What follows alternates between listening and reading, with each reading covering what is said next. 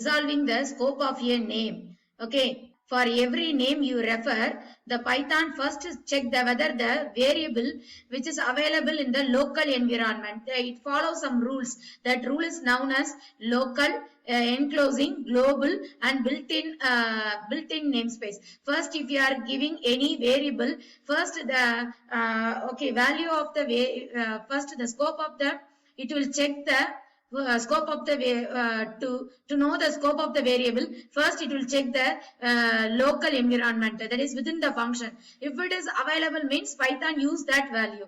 Suppose if the variable value is not inside the function means it will go and search in the enclosing environment. If it is there, then it will make use of that value. Suppose if it is not available even in the enclosing namespace, it will go and check the global environment, that is inside the main program.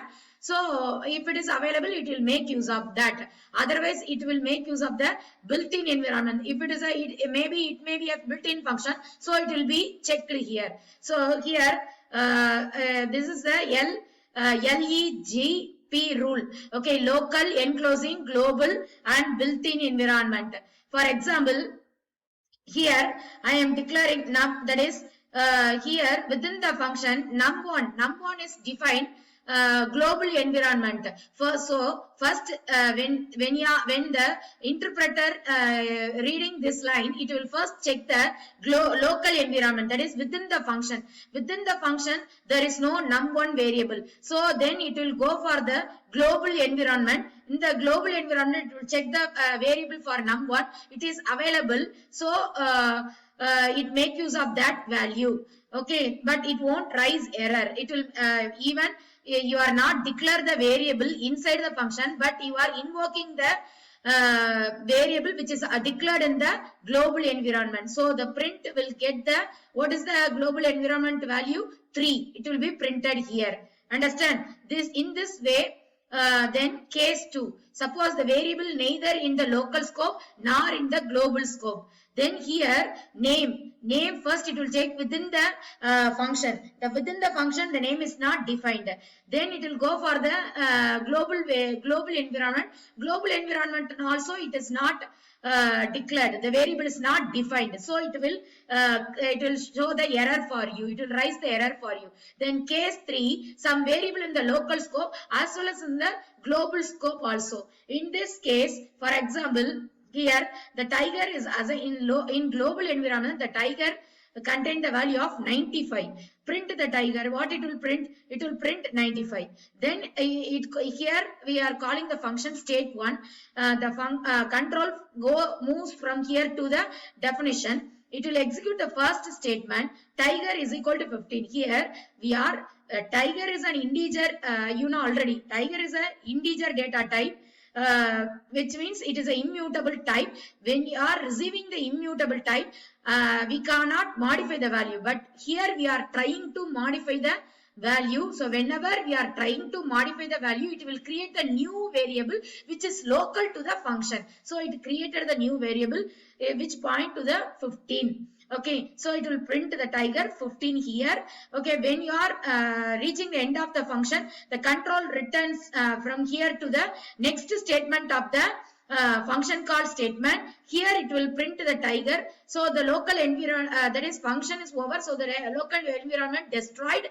It gets erased. Now the tiger value is only 95. Since I already told, immutable type we cannot modify. Even if you try to modify the immutable type, it will point to the new memory address. Okay, then here it is, if we want to make the changes in the global variables, already we have discussed in the program, we need to mention global keyword, so that the tiger global variable we are modifying, so that it will be reflected in the main function also. Okay, that is two concepts are there, immutable and mutable. Immutable means whatever changes you made in the inside the function, that won't be reflected in the main function, which is the example for this one.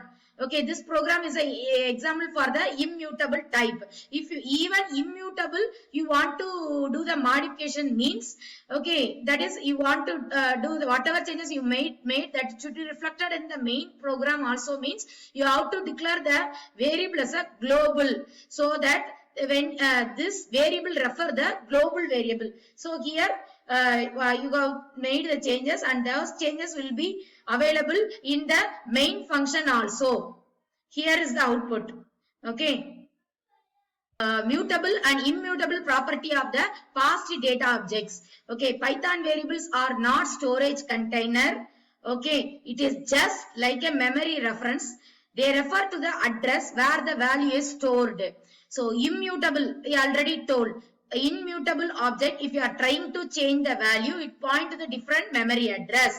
Okay, in the mutable, you can change the value which point the same memory locations. Okay, so this is the example for the mutable and non-mutable. Here I am assigning variable 1 equal to 1. So variable 1 which point to here, and list is assigned with the list is a storage container.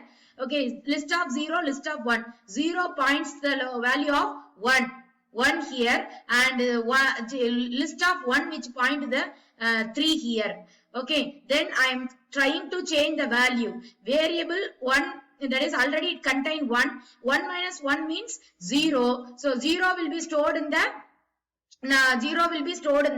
after doing the modification, the variable 1 which point to the 0. Okay, then here also I am modifying the list is a mutable one. So here list is a storage container which never change the address. So the address is same. See here, the list address is same here and here also. We have modified the 0th item. Initially the 0th item having the value of 1. Now after modifying, it also point the same location.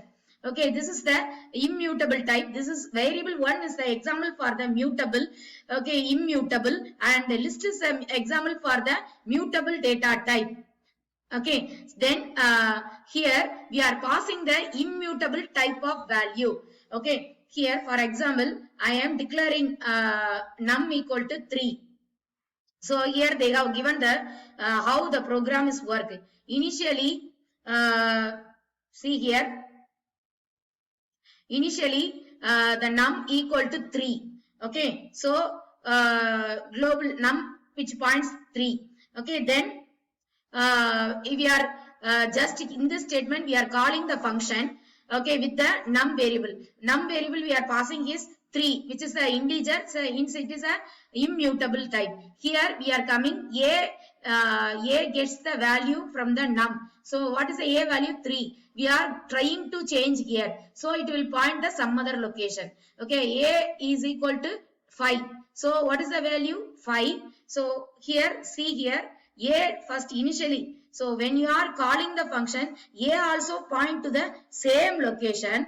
But when you are trying to change the value of the a, which is a immutable, so it points to the some other address. Okay, some other address. This is the program. But when you are coming back, the num is still pointing. It's still pointing the num variable, which is still pointing 3 only. Okay, so this is the flow, how the program is working. Then this is the second one. See here we are passing the mutable type. Mutable type means we are passing the list. Okay, so first I am creating the list with only one variable. See here. So list, this is the list which point one. Okay, list 0th element. In the list 0th element points to the value 1. Okay, then I am calling the function. In the function I am trying to modify. So initially my list also, it received the list value in the my list. So my list also pointing the second statement, my list also pointing the list only. Okay, then I am trying to modify the value. List of 0 contain 1. 1 plus 2 means 3. So now the list of 0 will point to the third value. See here, see list up point to the 3, but there is no change in the address. Okay, modifications will only the reference will be changed. There is no storage list, there is no address change, only two list will point the same address only. Then so if you are print the list, the same value will be printed. List of 0 contain 3 only. Okay, then passing the adding or deleting the items. Okay, here we are doing the mutable type such as list, and we are going to adding and deleting the item. For example, you know already list 1, I am passing the list 1. So list 1, I am appending means we are adding the one element at the end of the list. For example, first the list contain only one element. So one element means the list of 0th element is pointing to the 1. Then after appending list of 1 will point to the list of 1. That is list of 1 is created, it will point to the second element. Then third we are using the extend. Extend means we can attach the more than one elements at the end of the list. So 5 comma 1. So list of 2 will be generated, 3 will be generated. See here, list of 2 and 3. See here, list of 2 pointing 5, list of 3 will pointing 1. Okay, so next what is the next statement in the program? Next, my list dot remove of 5. So remove means it will remove the first occurrence of 5. What is the first occurrence? So list of 0th element here, first element, second element. So list of 2 will be removed here. See here, list of after removing the list of 2. So list of 2 will be removed, and the list of 2 now point to the last element 1. Okay, 5 will be removed. There is no point for 5. Here the point is there, reference is there, but here the reference is not. After removing, calling the removing function. Then what is the next statement in your program? Okay, then return. So return, my list will be printed. Then return will go to the here list also. So whatever changes you made, that will be reflected in the function, within the function as well as outside the function. Okay, then assigning parameter to the new value or variable. For example, in this program, my list parameter, for example, first all happening within the function. First I am passing the function 1 comma 4. Okay, so my list contain 1 comma 4. Then after executing statement, that is I am creating the new list. Okay, so here I am assigning the new, so which will point to the new list, not the same list. Okay, see here, first for example I am passing this list here, but here I am changing the list. See here, first the list 1 is pointing here, okay, which contain the 1 4, but after assigning the my list also pointing the same, but my list which point to the new. So the new, we are creating one more list is new, okay, which will point the what is the new list contain, what are the values which contain the 3 5. So it will point the 3 5. See here where it is. Here new is pointing the 3 5, then the new assigned to the my list. Okay, so my list instead of pointing here, it will now point to the this list. Okay, so it will point to the new list. So when you are printing, after what is that? So after assigning it, the my list point to the new list. Then we are my list, in that my list we are adding the one more element 6. So list 0 contain 3, list 1 contain 5, list 2 contains 6. See here, list 2 contains 6. Understand? List 2 contain, this is the new list. So my list which point to the 6. Okay, then what is the function next we are doing? Okay, after returning the list, here we are returning control moves here. What is the list 1? List 1 still pointing to the list 1. Okay, still pointing the old only. Okay, old list 1. See this example. Still the list one pointing the old values only 1 comma 4. Okay, so assigning parameter or new value. Okay, we are that is assigning parameter or the new list we are assigning